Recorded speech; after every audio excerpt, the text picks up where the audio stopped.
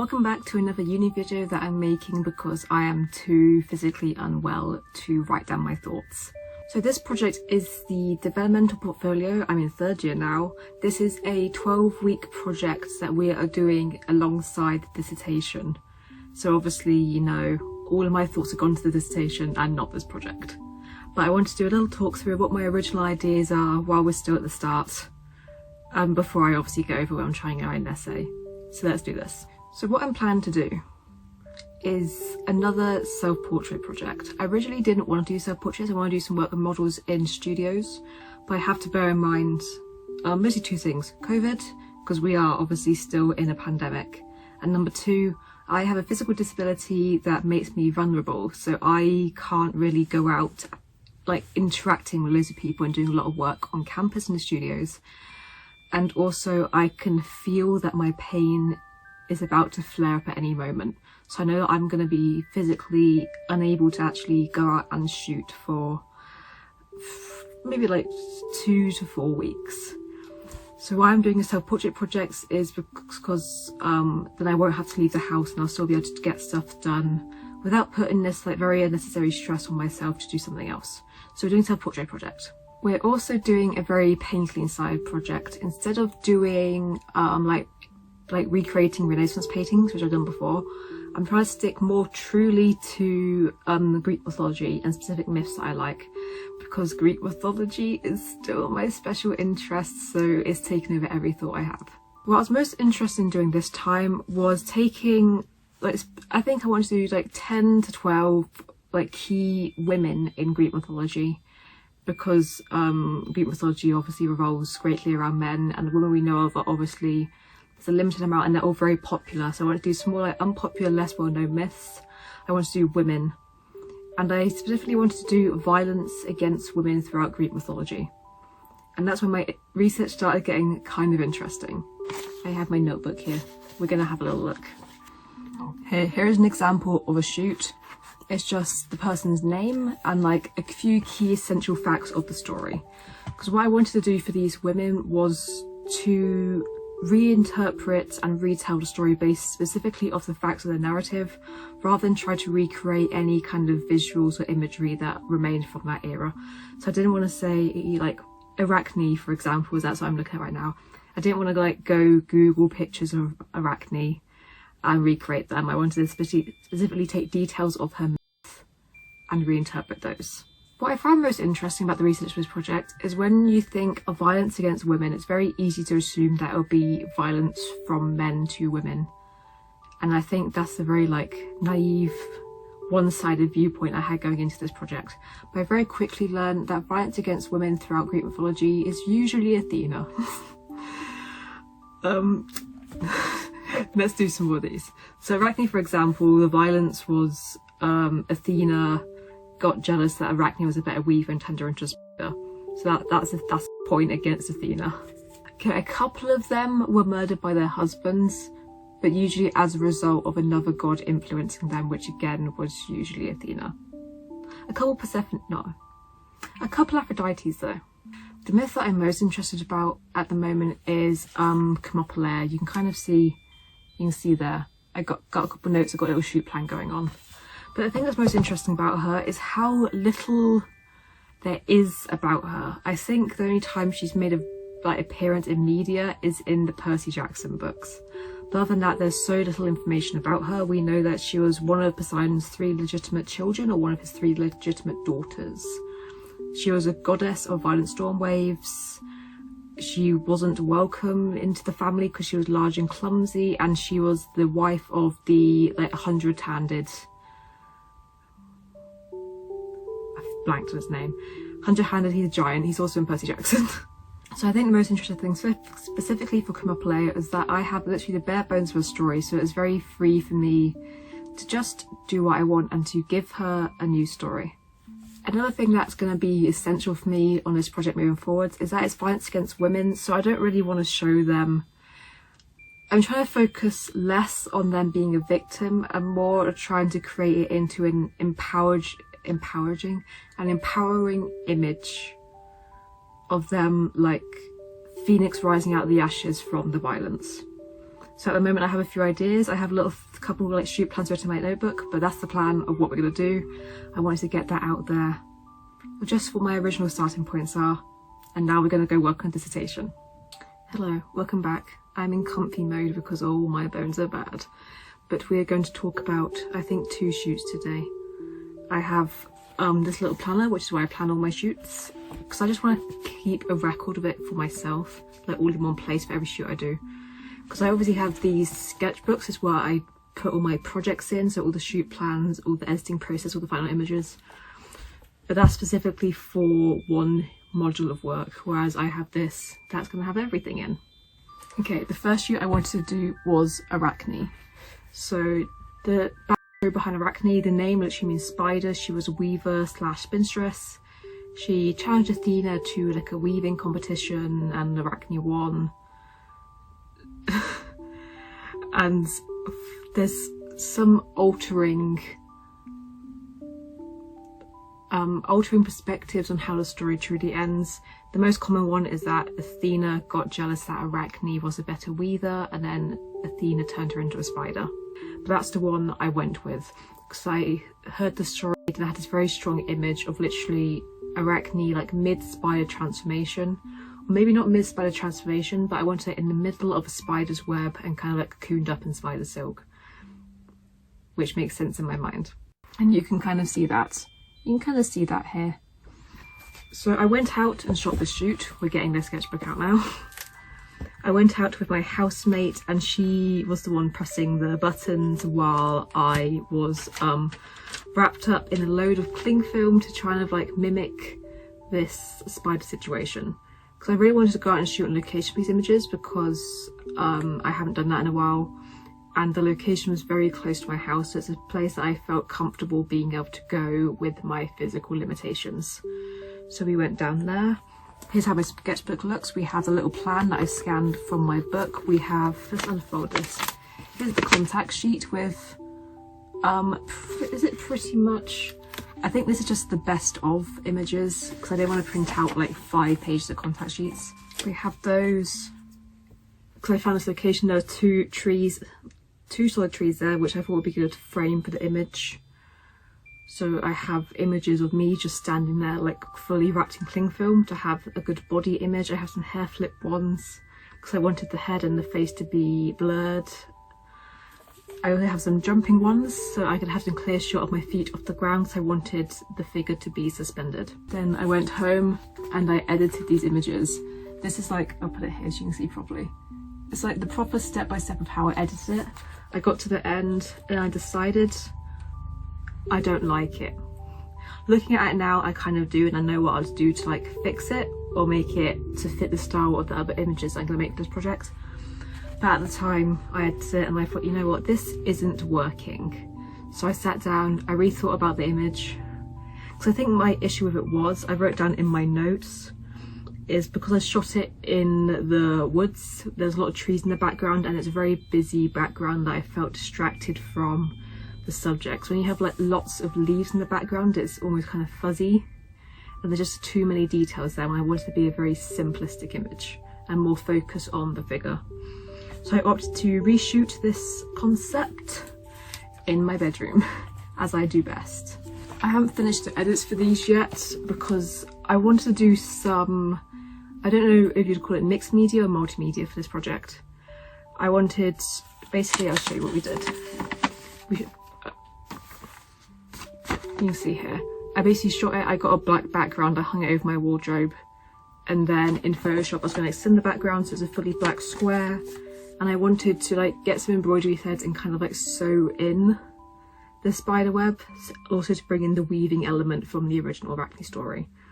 So those aren't quite done yet because I had to wait until I got home to have the actual supplies for it, and then my pain flared up and I just fully couldn't use my hands. So that's something we're going to be trying to do soon. So that is Arachne, how it's gone so far, and what I'm planning to do in the future for it. Because that is a shoot that didn't go well. In the moment it went well until I edited it and I sat down and I thought, you know, I'm glad to rethink this idea. The other shoot we got done, which was actually the first shoot now that I remember looking at it, was Kimopalea. And I've done like a full video on the, I think I did the full behind the scenes process, so us actually going to the water to shoot this image. I'll hold it out here, you can see. We wanted it to be very, I say we, I wanted it to be very Ophelia inspired, but I had to have my housemate to man the camera for me because it's a portrait project, I was in the water. So I wanted to be inspired by the Ophelia painting. I have a full video on the process for the shoot, which is the full behind the scenes process, like the time lapse of us shooting it, talking through the actual story behind it and my inspiration, and also the editing process and some final images. That I'm not going to go into too much detail there because I've already done a full video on it, but I'm just going to show you again. Here's what I was thinking when I planned it, and I'm going to show you in my sketchbook. Where is it in my sketchbook? I'll show you here. Again, we can see we've got the plan, we have got the contact sheet. I think this was the full set of images. When you do, for the other shoot, a lot of hair flip images, you've got like, you know, fast shutter speed, lots of them. But this was very straight to the point. You can't... Yeah, I cut off the ones that I took like before actually shooting with me in the water, that I took ahead of time just to show my housemate, you know, the exact kind of angle I wanted, the kind of framing I wanted with the like leaves and branches and stuff in the foreground. We got the shot very quickly. It looks like in the first 6 to 8 images we got the shot, but we took a couple extra fun ones that are here at the bottom because some light came out in the cloud and I had some very fun like lens flare and light reflecting off the water, which is very fun, and I love these images as standalone images, just not those ones for this project.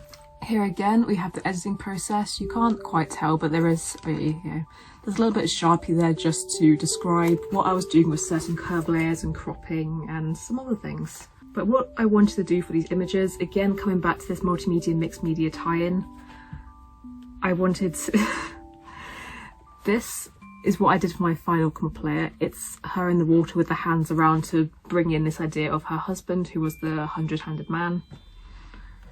But what I wanted to do for these little edits was bring back more of a beautiful, ethereal, whimsical Ophelia element. So we have this one where we just got some red leaves to frame the image, because I like in a lot of paintings from the Ophelia era, and also a lot before that, like proper Renaissance era, the frames are sometimes equally important. You have these like very big, gold, extravagant frames, and some of them are beautiful and almost like as important as the paintings themselves. So I gave this one a little frame, which I thought, yeah, okay, it's fun. So I just wanted to, you know, still keep the image on the subject. But for this one here, I wanted to bring back, because the Ophelia painting has like a lot of flowers in the water and in the surrounding area. So we got some pressed flowers and we put them around. We chose the colours to bring out the dress, and I wanted some like pink and purple, like very delicate colours to tie in the femininity idea, because this is a violence against women project. I didn't want the image itself to be overtly like beautiful, fairy tale-esque, almost Disney-esque, like the Annie Leibovitz photos that she did for Disney.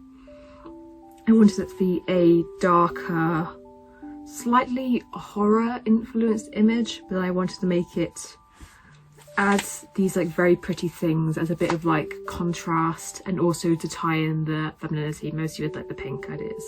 So that is what we've got done so far, those 2 shoots. I'm very proud of the Camopolea shoot, the Arachne one.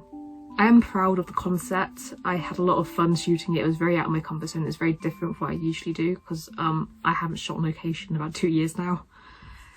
But it was also fun. There's a lot of things for me to experiment with there. I had a lot of problem solving of the shoot. Didn't work out the first time around. And also the logistics of the shoot, of realising that, yeah, I'm going to need someone's help with this one. And also how, like, my colossal galaxy big brain idea of, yeah, let's buy 3 lots of cling film, so about 30 to 60 meters of cling film, and just wrap myself in it in the woods. So those shoots were kind of, for my standards right now, they were a lot for me physically. So I think for the next maybe 2 or 3, just as I kind of catch up on shoots, because dissertation is still taking over, I want to do more things at home that are very chill. I want to go back to some more kind of like classic portrait ones, because I tend not to have my face in photos, because I think it clearly being me can tend to distract from the image. But I think for the next 2 or 3, I think they're going to have a lot of face in there. They're going to have to work on my acting, my emotion, my expressiveness. But I want to be very simple, and I want these ones to rely very heavily on the mixed media, multimedia element, or on some kind of makeup, because I have not worked with makeup. I don't think ever. My dog just came through the dog flap and now I can hear him sprinting up and down the hallway. I don't know what he wants of me. So yeah, that's the plan. I wanted to take a second to kind of discuss the influences of this project, because there are 3 key practitioners, photographers, whatever you'd like to call it, who influenced my work. So obviously my first point of research was the myths and all the stories behind the people that I'm talking about. But the 3 artists. The first would be Francesca Woodman, because she's someone who has guided all of my work since I was in A-levels, and I'm completely in love with her and just in awe of her story and the work that she's created from it. Francesca Woodman is mostly known for these like black and white, it's a combination of portraits and self-portraits. Ones I'm most interested in are the self-portraits that she created. Most of them seem to be in these very empty and derelict rooms. There's a lot of experimentation with nudes and blurring the face and distorting any kind of like recognizable part of your image, which is where I kind of got the inspiration to kind of obscure my face in my photos.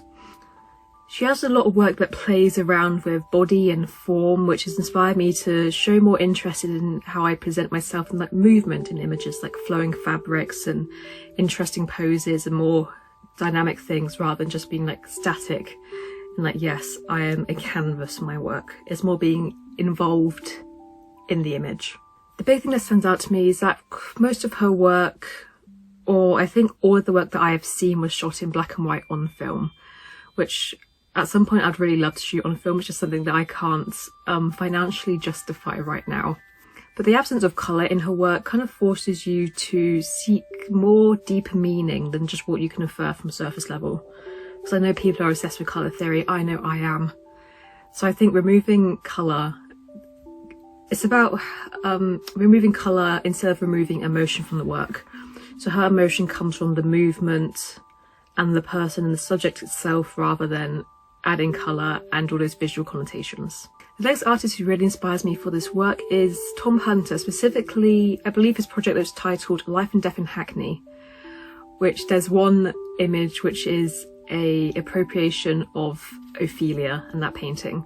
But what inspires me about Tom Hunter pretty much in general is his appropriation, so like recreating and drawing a lot of inspiration from older works, and contemporary pastiche, which is, from my interpretation, modernising these older images. So Life and Death in Hackney is a modern, contemporary, current day reinterpretation of these classic paintings.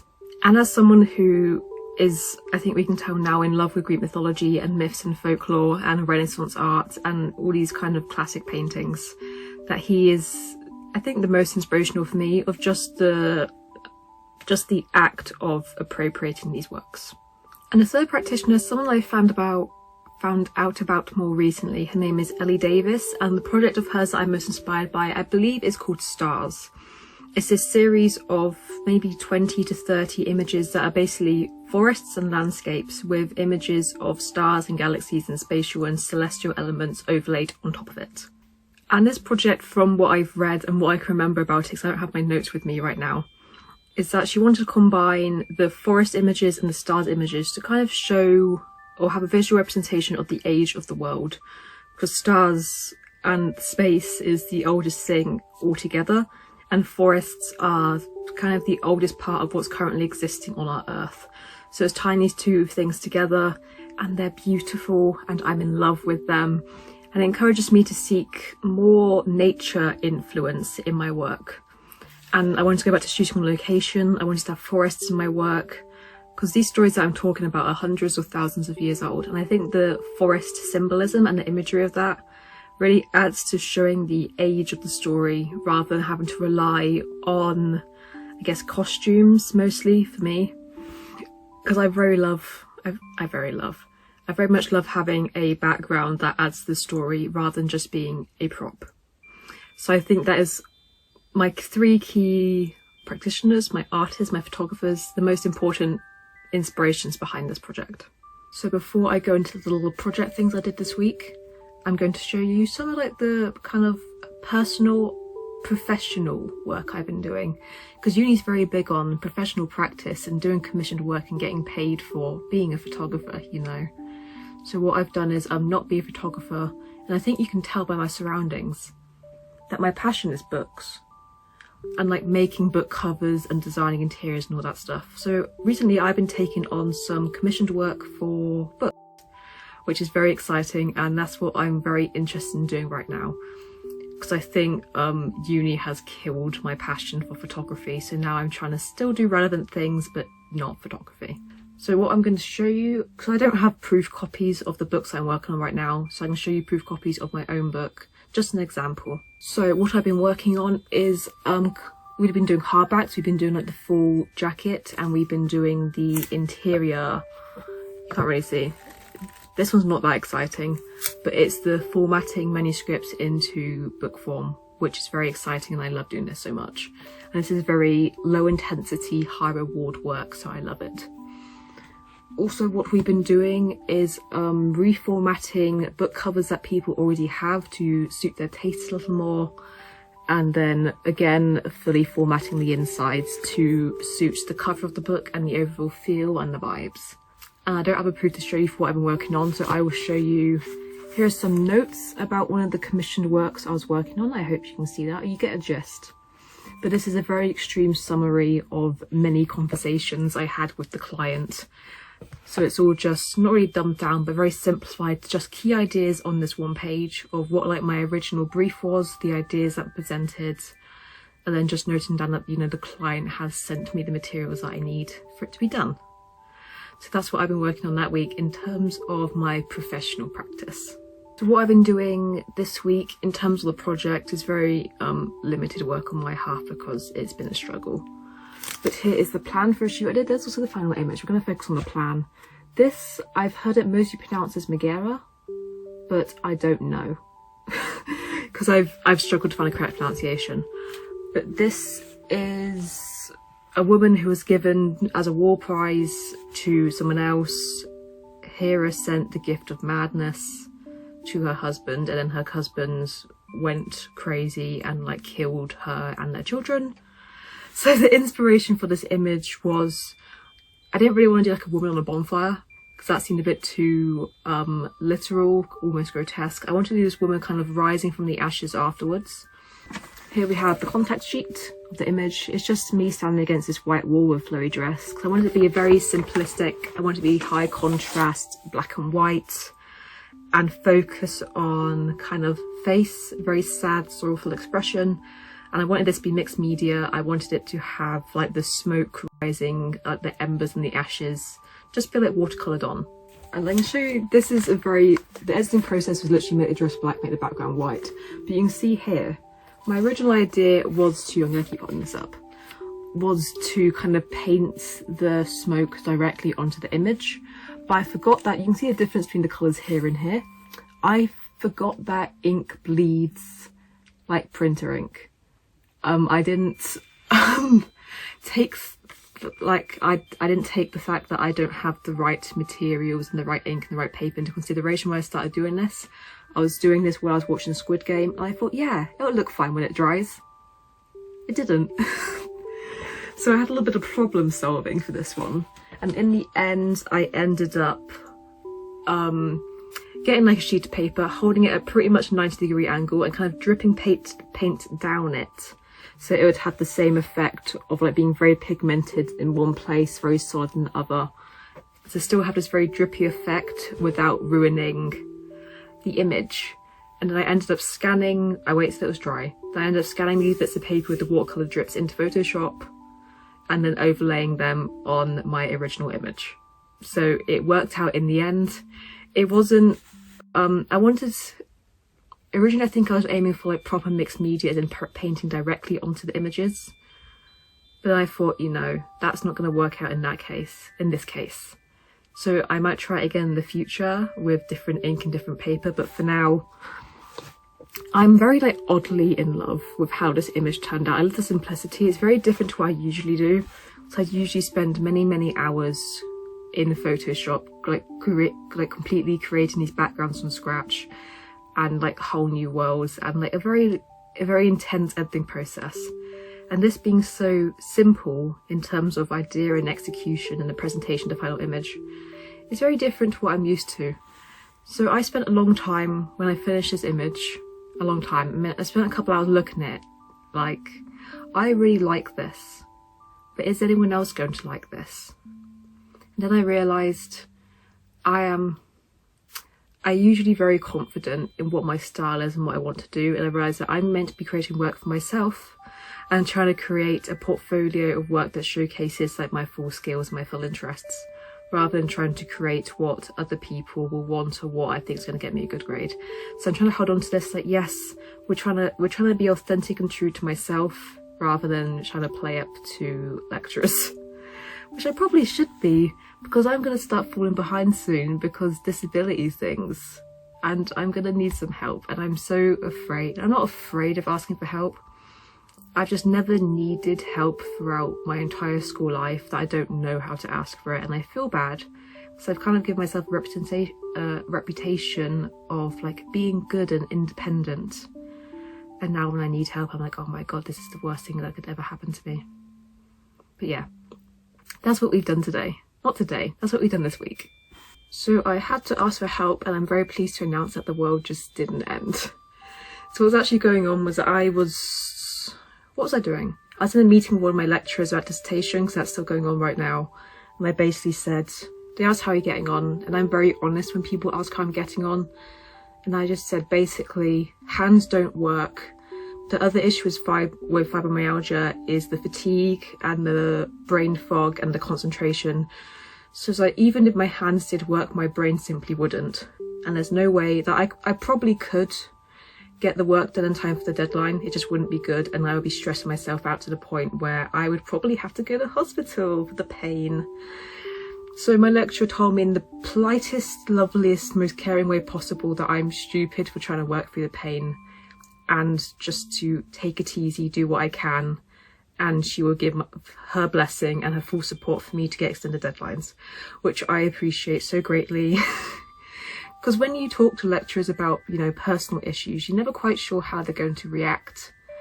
But thankfully, this one was very incredibly supportive, and that I almost like cried. It was on a Microsoft Teams meeting. Both our cameras were off. It was we were just here for chat, and we weren't here for a meeting. But it was like, I was sat there like pretty much tearing up, like, oh my god, I'm so grateful for this lecturer. And then I had to update my dissertation supervisor on the situation, and he also very politely called me stupid and told me to apply for extended deadlines. So I'm very grateful, thankful right now that the dissertation is off my mind until February. I'm going to get it done before February. I'm going to try and get it done in a few weeks, like hopefully before Christmas, because I want it done. And I want to apply for a master's, and I don't think anyone's going to give me a reference if I've got no work done, you know? So work that we've kind of got through this week. Let's go to the pages. Let's go to the notebook. It appears I never finished the plan for this shoot. This is Marigold. This is King Midas's daughter. You know, King Midas, who everything he touched turns to gold. Basically, she was out in the garden sniffing her favourite roses. He, I guess, touched one to pick up and give it to her as a gift. It turned to gold. She got very sad. He, like, gave a little pat on the shoulder to comfort her. Then she also turned to gold. Midas realised gold/wealth was less important than family, his real most precious. Then I didn't finish that sentence. So I wanted to do Marigold, like, mid-transformation into gold. I wanted this again to be another very, like, face-focused portrait.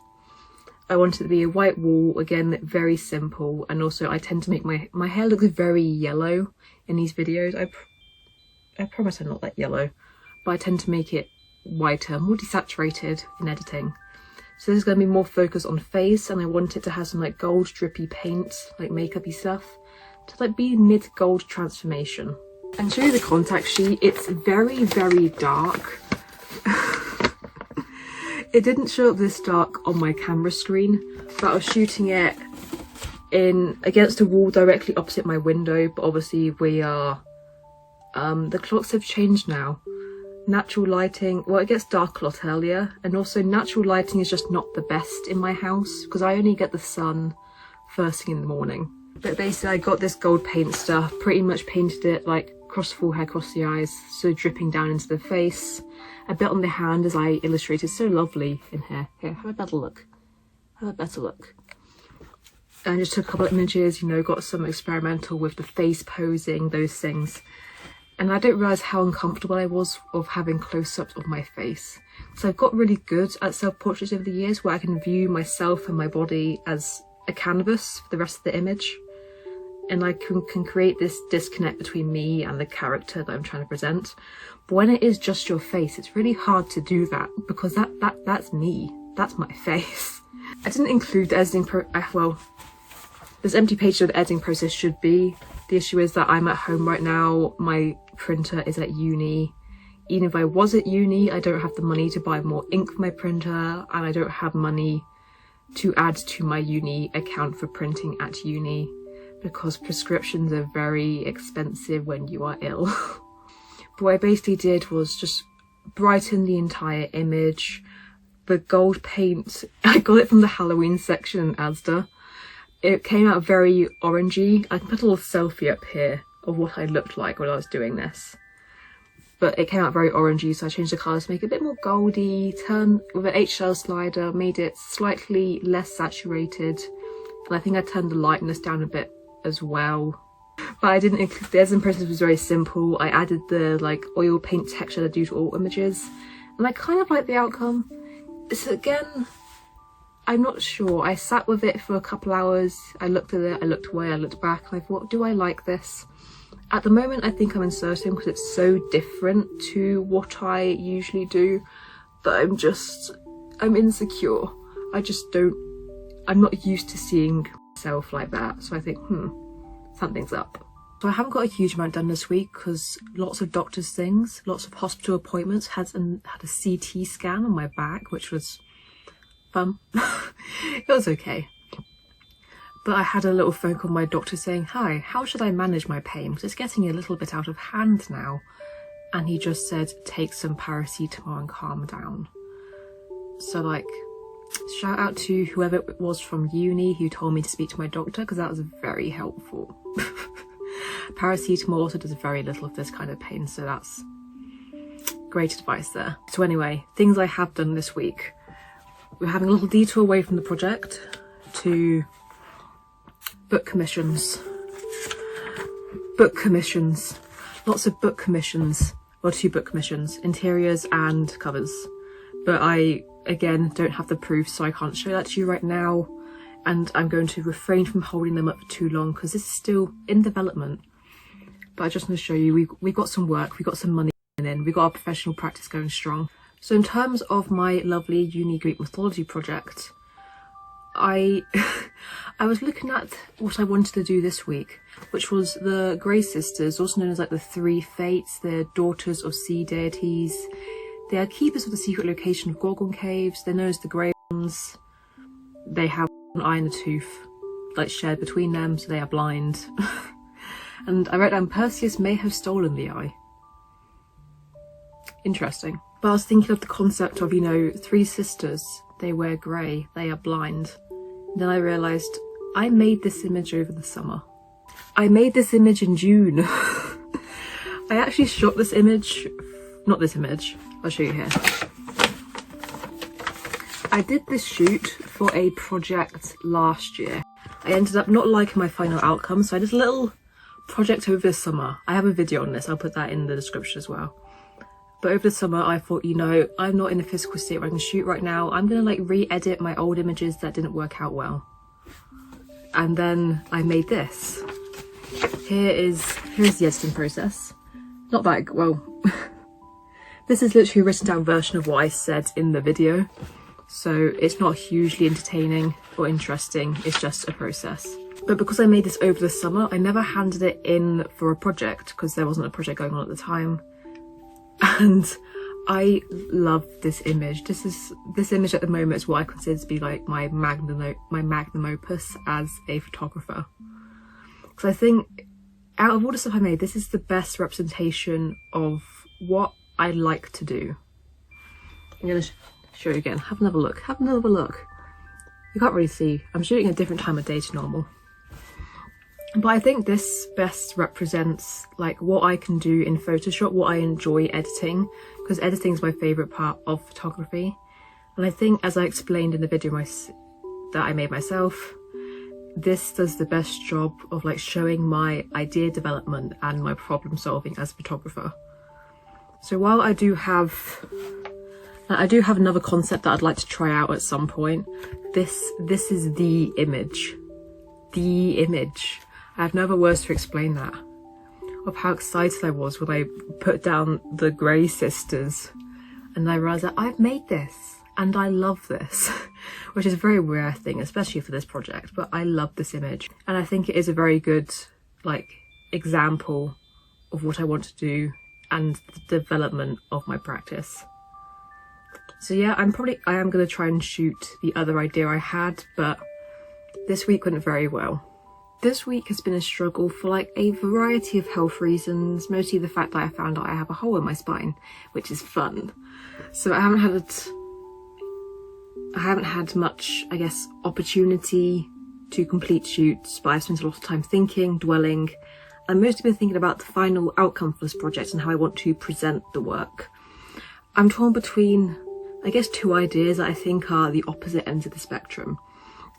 First idea, like presenting this work in a full gallery exhibition, like having these images blown up to like big like 6-foot prints, like giant big fancy exhibitions, the same way work from like Renaissance era is presented, because that is where I draw a lot of inspiration for the visuals of my work.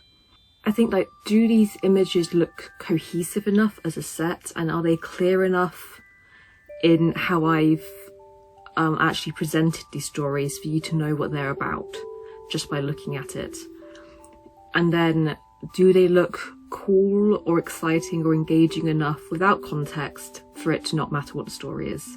Which at the moment I'm thinking no. The other idea, so I could still present context and storyline with these images in like both in written and visual form, would be to present it in kind of a book form, but I'd want to lean more towards like a children's storybook, I think, like a Grimm's fairy tale. And part of my inspiration for this is that one of my big inspirations as a photographer, he's not a photographer though, is Arthur Rackham, who is an illustrator, and I think he did do a lot of works for fairy tales. I don't know if it's Grimm's fairy tales, but I know he did a lot of fairy tale work. And I am fully in love with his style of illustration and how he presents subjects, especially how he draws trees to have like very humanoid trees. And I love this like mixture of like whimsy and almost horror elements in one image. And I read his book, was it recently? Sometime this year, perhaps. I read one of his books that had like all his illustrations throughout and all his inspiration, and again I fell further in love with him and his work. So I think I'd want to present these works in not fairy tale book, but in physical book format inspired by fairy tales, so I could have the actual image and then have either the actual story or a rewritten story to have a more empowering ending. But I think this is a violence project, not an empowerment project. So there's still a little thinking to be done there. But again, I was thinking, are these works cohesive enough in style and subject matter to look right in that kind of format? Because obviously Arthur Rackham's illustrations are beautiful and wonderful and stunning, but they are cohesive in colour and line and subject matter, so they all look right together.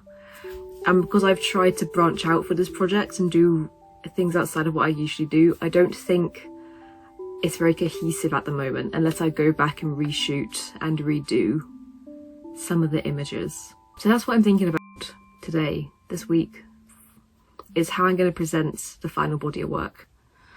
So I think I am going to go with the book option, but I do think I am going to have to go back and give myself a lot more work to do of redoing shoots to make it cohesive overall.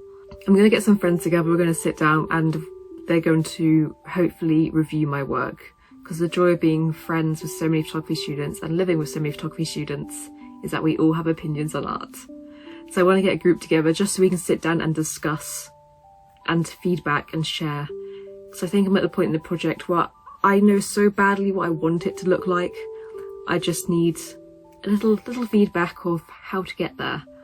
And I think for me it's more valuable coming from my peers, because they are the ones who have seen every single image I've ever produced. They've seen all my GCSE work, they've seen my A-level work, they know the full history of my work and how it's developed. So it's a lot valuable for me to have to have feedback coming from peers who have seen everything I've ever done, rather than lecturers. And I know lecturers are here to advise me, but I know what I want to do.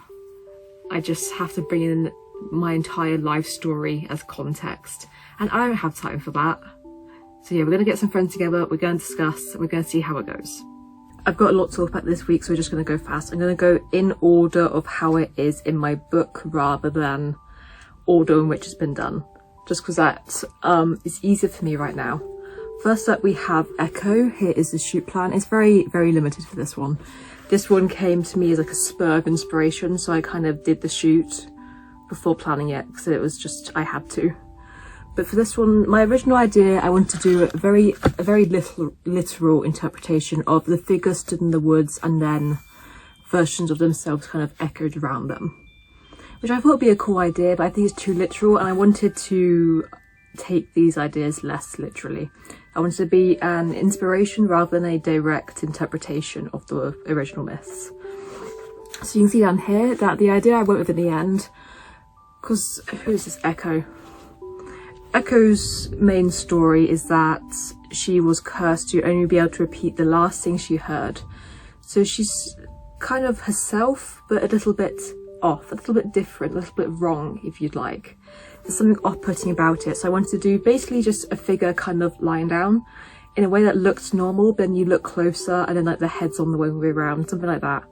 This one wanted to go for more horror imagery, because I interpret the rest of the myth as a whole, that I'm not going to go into now because it's going to be a long time, of having your voice stolen has a more, I interpret that as more of a horror story than some of the other myths. So I wanted this to have some very off-putting horror influenced imagery, but also be very simplistic and to the point. Then we have Pandora. This one has two very similar ideas.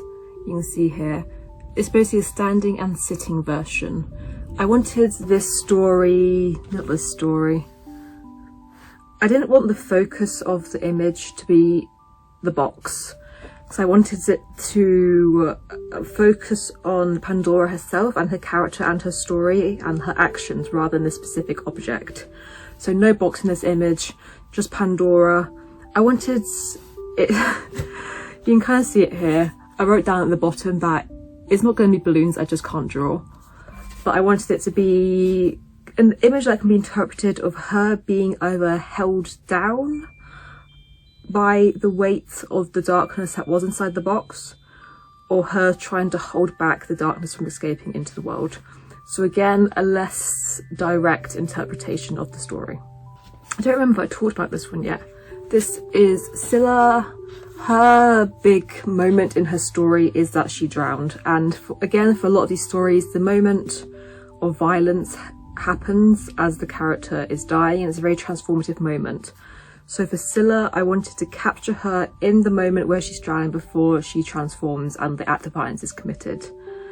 Because many of these stories involve a physical transformation as a result of the violence committed against them, so I kind of wanted to reclaim this moment and make it more empowering, or capture them before they have been, I was going to say assaulted, they have had an act of violence committed against them.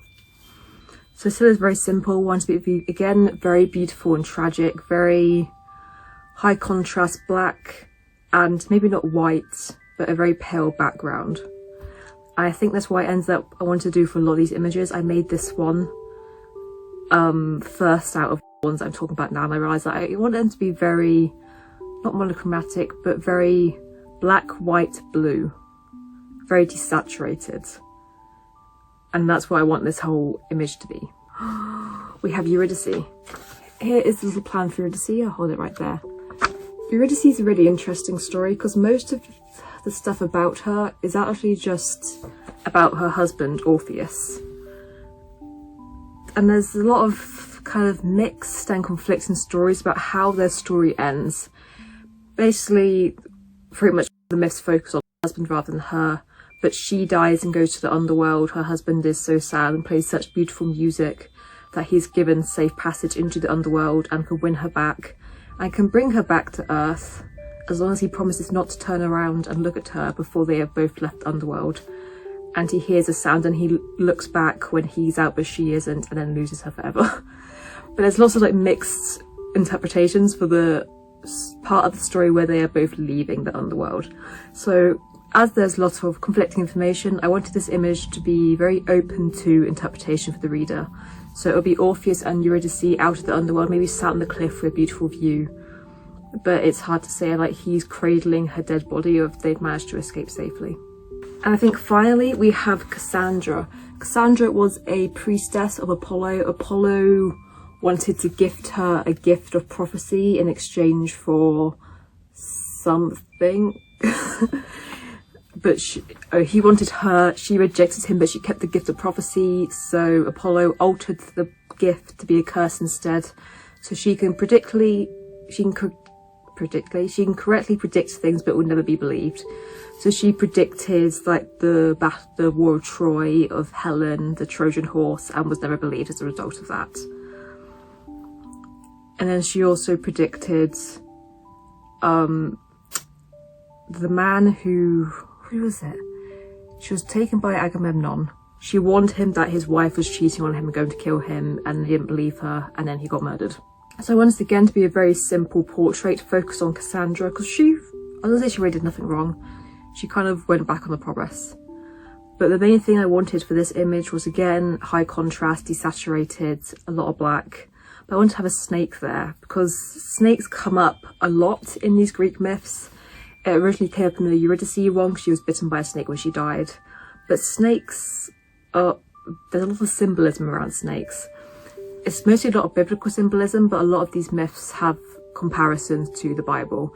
So the snake, you can interpret the symbolism of the snake however you want to interpret Cassandra herself, because it's a sign of wisdom, it's a sign of lies, like the snake that in Adam and Eve, the snake that told Eve to bite the apple. And snakes can represent treachery. So I wanted a creature that has a lot of symbolism, and you can interpret it however you wish, and a character who you can also interpret however you wish. So that is all up to the shoots. That's all the shoot plans done. And I've sent off to get the book printed. I've obviously designed the book. I designed it so it looks like these very classic storybooks I had when I was younger and unfortunately no longer have now. It has a foreword or an introduction chapter, which is basically an exhibition statement for this project as a whole. It has the full image and then a very summarised version of the myth, or the version of the myth that I chose to interpret. And in the back, it has references of the artists I was inspired by and a bit about their work, just to fill up the pages. But I designed it to look very classic storybook on the inside. The outside's not, because that's not something I have time for right now. But hopefully that comes before the deadline so I can put it in this video and show it off. So the book hasn't arrived to me to show off yet, so I have to leave a little link in the description to flip through of that, because it's going to arrive after my deadline, so I'm going to have to submit it somehow. And instead I'll end this video by doing a little review, a little summary of how I think the project went for me. So first thing, things that went well is that I'm very happy with the concepts and the ideas and the interpretations of the myths that I managed to make. Like, I'm glad that I didn't do it very literal interpretations. I'm glad that I did something a bit different for what you may expect for those stories. I'm also glad that I had a little experimentation with mixed media or multimedia in some of those images, because they are my favourite ones. Like, where's my notebook? That Megara image. Where is she? She is one of my favourite images I've produced, just because it was a bit out of my comfort zone. It was very different for me, and it was generally what I set out and wanted to do. Here she is. I'm in love with this image and it feels very me, and that is a path that I'd like to keep exploring in the future, whether that is the multimedia, whether that is going into just painting in general, or whether it is this very high contrast black, white, low saturation, because I love how this image turns out. I'm also very pleased with the research that I did for this project. I think I pulled some artists that I don't usually refer to, although Francesca Woodman comes up in everything. I think I picked the projects that do really speak to me and this body of work that I produced.